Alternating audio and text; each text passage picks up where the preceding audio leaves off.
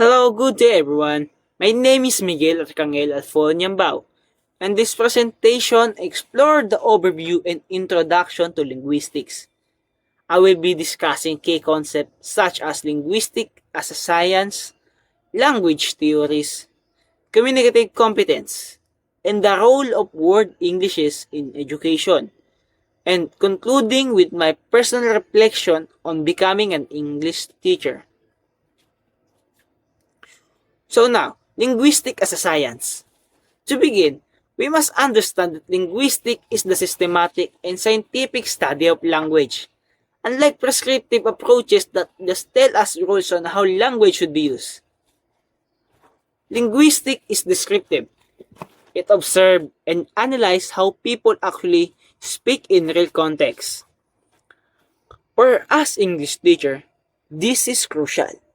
It changes our perspective from viewing language teaching as intuitive guesswork to viewing it as a systematic process. Our teaching decisions become informed by evidence and actual language patterns rather than just personal preference. Theory of language learning. Moving on to how language is acquired, I have chosen the interactionist view. This theory combines the idea that we have a biological capacity for language with the importance of our environment. It argues that language develops primarily through social interaction and the negotiation of meaning. A simple classroom example of this is assigning group work where students must collaborate to solve a problem. Well, they are not just memorizing grammar, but they are also forced to interact and adjust their language to be understood. And the tendency is, it drives their language development. Communicative competence.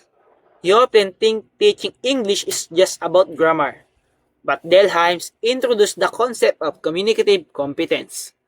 This refers to the ability to use language appropriately and effectively in real situations, not just about forming correct sentences. And the two key components of this are sociolinguistic competence, which involves understanding politeness and cultural norms, like knowing when to be formal versus informal. The second is strategic competence, which is the ability to manage communication problems, such as paraphrasing when you forgot a specific word. Grammar as a system. We also need to view grammar as a system. It is the structure that governs how language is used. But it is not just a list of isolated rules. The components interact dynamically. For example, we have syntax, which deals with sentence structure and word order. But we also have semantics, which focuses on meaning. As teachers, we must understand that a sentence can be syntactically correct but semantically meaningless. So, we must teach grammar as an integrated tool for making meaning. World Englishes.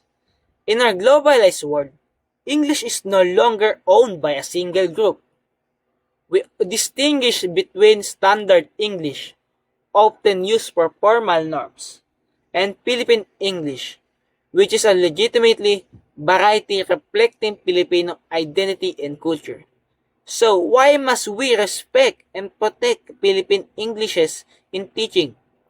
Because recognizing it promotes linguistic equity.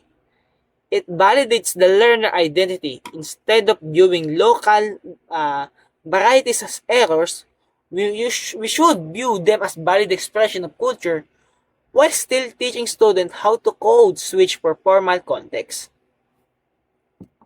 Personal teaching reflection. Finally, reflecting on this module, my perspective has shifted significantly. Before reading this module, I view my future role as language police officer, whose job was to catch errors and enforce strict rules. However, thanks to this module, Understanding linguistic as descriptive science has changed my metaphor. I now see myself in future as a language gardener.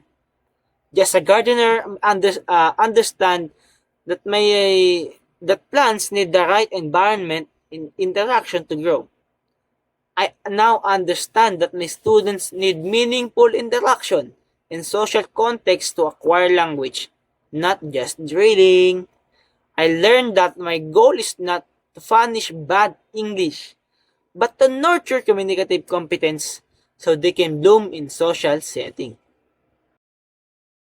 Wait, hold on.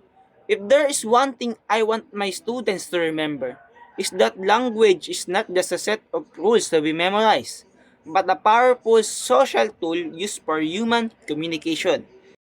And once again, I'm Miguel Arcangel Alfonyambao from BSED English 1A, and I would like to thank you for listening.